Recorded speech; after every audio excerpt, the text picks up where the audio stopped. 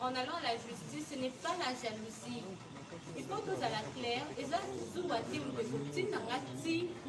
Non, je suis en train de parler de ce que moi je subis. Moi-même, je suis la preuve vivante. Si je suis en vie, les lots, nazo respiré, si c'est parce que je suis la preuve. Il n'y a pas la jalousie qui m'a envoyé pour Ekende, la justice. Quelle jalousie? Il n'y a pas de jalousie. C'est juste que je suis en train de réclamer mes droits parce qu'on a profité de mon innocence, on a profité de ma jeunesse pour me faire du mal. Aujourd'hui, je me suis réveillée étant que femme qui doit réclamer ses et partout d'ailleurs dans le monde, vous êtes en train de me suivre, ce n'est pas de la blague. Et aussi, je n'ai pas été silencieuse. Je n'ai pas compris, moi aussi, ce silence. Ok? Je n'ai pas compris ce silence. Je ne sais pas qu'est-ce qui s'est passé. C'est juste après des rumeurs,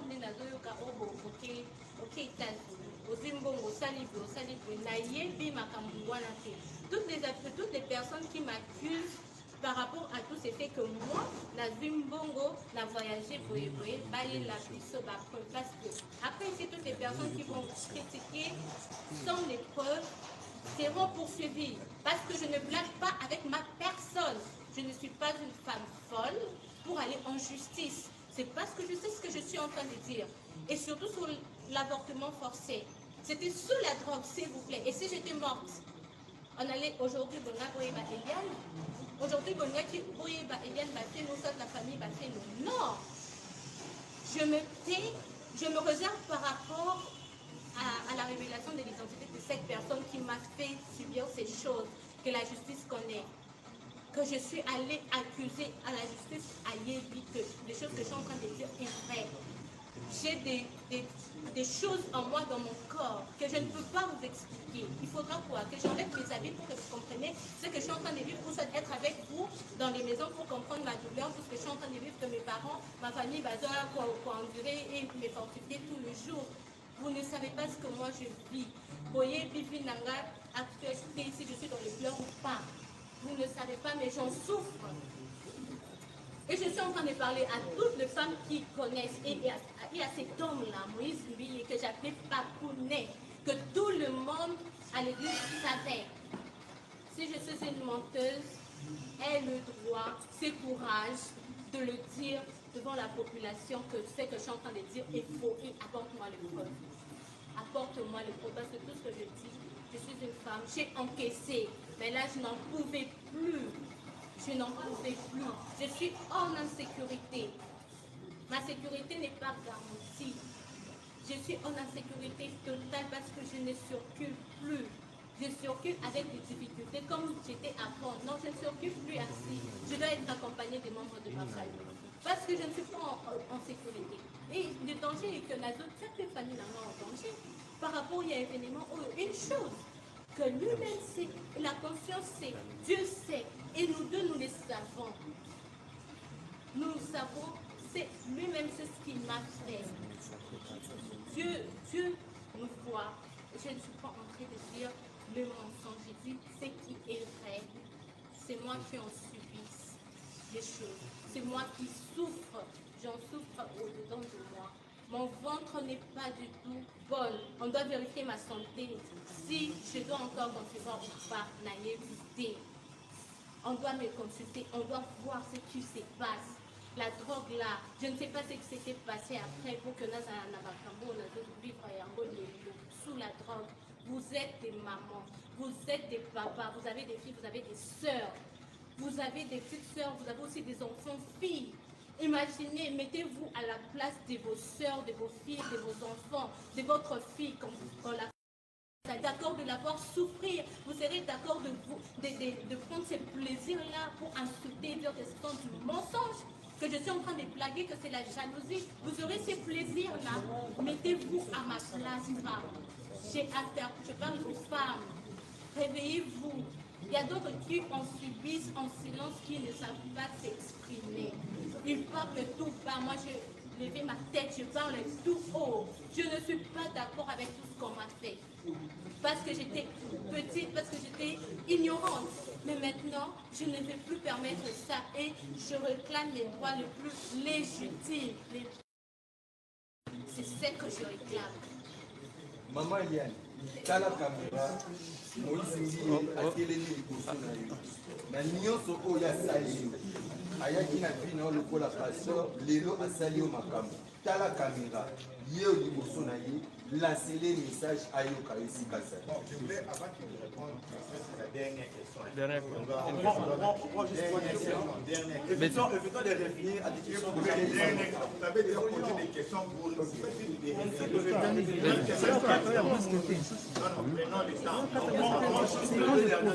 prenons le temps. Non, dernière question.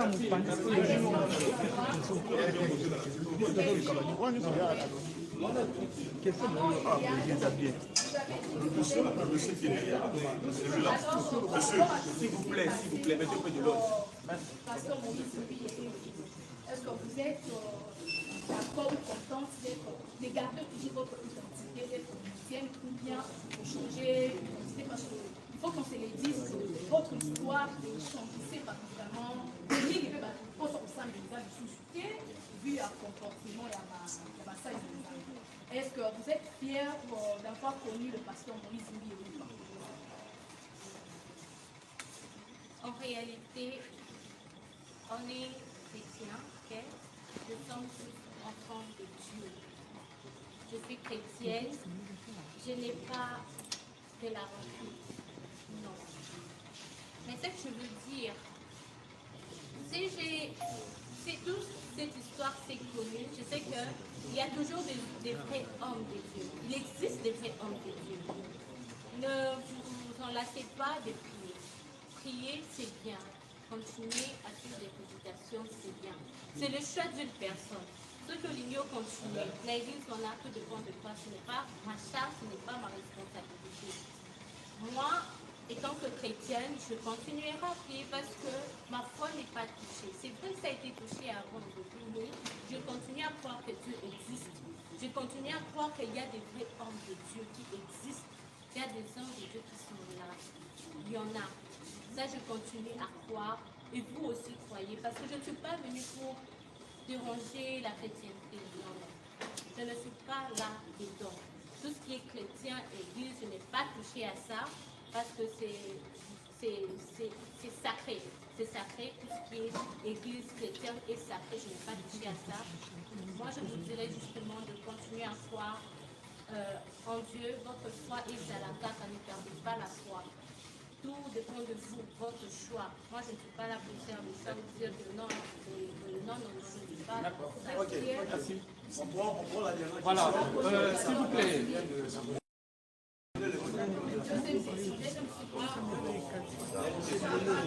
Voilà, merci de la parole. L'affaire a été alimentée par beaucoup de rumeurs et presque un peu nous a conduit dans un monde sensationnel où chacun voudrait ponctuer à sa manière l'histoire, votre histoire.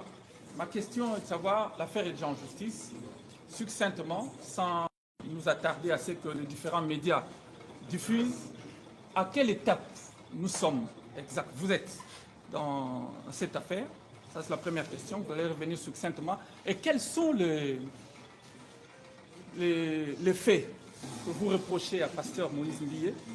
Et la deuxième question, ce sera de savoir, en m'appuyant sur votre sens chrétien que je sens que vous conservez encore, est-ce qu'il n'y a-t-il pas une possibilité de voir finalement un arrangement à l'amiable pour qu'on ne revienne pas sur ces scénarios qui vont revenir chaque jour, parce que je sais que de l'autre côté, ils vont réagir encore. Est-ce qu'il n'y a pas moyen de revenir sur ces côtés chrétiens-là pour que finalement l'affaire soit résolue en famille?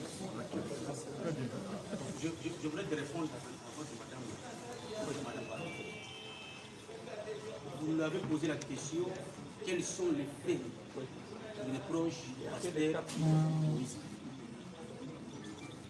Nous, on est avocats, ces avocats. Les avocats amènent les faits et c'est le cours et tribunaux qui en déterminent les différents types de infractions. Mais il y en a beaucoup. Entre autres, nous avons soulevé l'avortement pour son premier fait et de même une infraction. Elle a dit qu'elle était encore mineure, on dit le viol, c'est une autre infraction, il y en a encore rien. Donc nous apportons les faits et à la juge de nous préciser quel type d'infraction. À quelle étape vous êtes par rapport à... Les dossiers entre les mains du procureur général après la cour d'appel de Gombe. Donc on attend la dernière confrontation et nous donnons toute confiance à la justice congolaise parce que l'état de droit existe. Okay. Pour compléter un peu le confrère, c'est la question que vous devez poser, de savoir là où nous sommes présentement. Je devais comprendre d'abord qu'il y avait eu la grève de magistrats, chose qui nous avait un peu bloqué. Et après la grève, nous nous confrontons à la situation que nous avons aujourd'hui du coronavirus. Donc là, au niveau du papier, il n'y a que les services minimums. Donc après que cette situation soit décomptée, nous vous dirons quoi. Si je vous rassure que nous serons devant les tribunaux.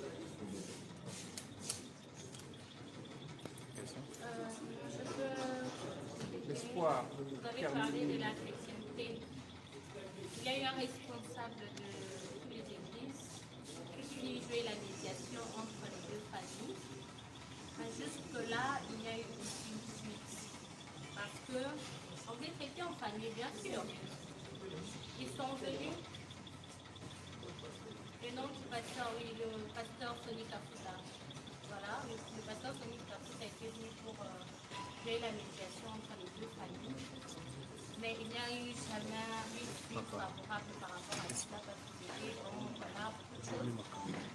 Il n'y a pas eu une suite favorable.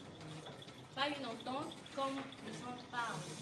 Comme nous sommes entendus, ils ont remis de l'argent. D'ailleurs, rien n'a voyagé. Ça coïncide vraiment avec les audios que nous avons montrés. Donc, c'est l'audio qui a été fait oui, avant même que je dépose ma plainte. Je vous ai expliqué comment ça s'était passé déjà. Donc, la solution, elle est trouver, mais bon, il n'y a pas eu de suite favorable. Je laisse juste la place à la justice. Que la justice soit faite. Nous devons comprendre à la justice congolaise qui fasse son travail. Dernière question. La dernière question, je Oui, crois, oui, maître. puis on clôture. La lingala, je vais peigner face à face avec les. Maître, comment dire que ce qui va se faire, il y a aussi un peu par rapport à mettre une certaine là. Pas plus, c'est ma petite idée. Pour éviter ce n'est pas des coups, pour voir que va pour la cas. Merci quand même parce que la question est destinée. S'il faut que je revienne à mon avocat qui, un avocat, quand tu défends ton client ou ta cliente, il faut le faire avec amour. Déjà, ça répond quand même à ma prescription à ce avec l'avocat. On a pris serment tout ça là-bas, devant la juge et puis devant le conseil de l'ordre. Il y a des règles d'éthique où avocat de ce temps appelé là. Donc quand tu viens faire le business dans cette profession, tu dois te faire un mauvais avocat. Et nous, par contre, moi, ce n'est pas que Nazali expert ou mieux intelligent que les autres, mais je ne me suis pas senti à l'aise dans ma combine. Donc nous sommes là pour défendre la pauvre dame, c'est ma soeur. Certes, je suis avocat, mais je ne peux pas me donner la peine au côté de la combine, mon rôle pour discréditer ce que je suis et suivre mon image. Merci beaucoup. Alors, pour tout le monde qui a suivi cette conférence de presse, je remercie d'abord à la presse d'avoir répondu à notre appel et ensuite à toutes les personnes qui ont suivi cette conférence. Je vous dirais justement de respecter par rapport au coronavirus, de respecter les règles de prévention. Protégez-vous, restez chez vous, protégez vos familles si vous pouvez aussi protéger les autres. Le mieux serait de rester chez vous, soit de vraiment respecter ces règles de prévention. Et sur la vie chrétienne, continuez à croire à Dieu. C'est la seule personne qui fortifie, c'est c'est la seule personne qui donne encore de l'espoir. Même quand il n'y a plus d'espoir, même quand tu sens que c'est fini pour toi, c'est la seule personne qui peut te montrer l'avenir, te dire voilà, ton avenir c'est ça, il peut tout changer. Alors soyez fidèles à vous-même, soyez fidèles à Dieu, soyez sereins, soyez bien, priez, restez chez vous, confinés. Alors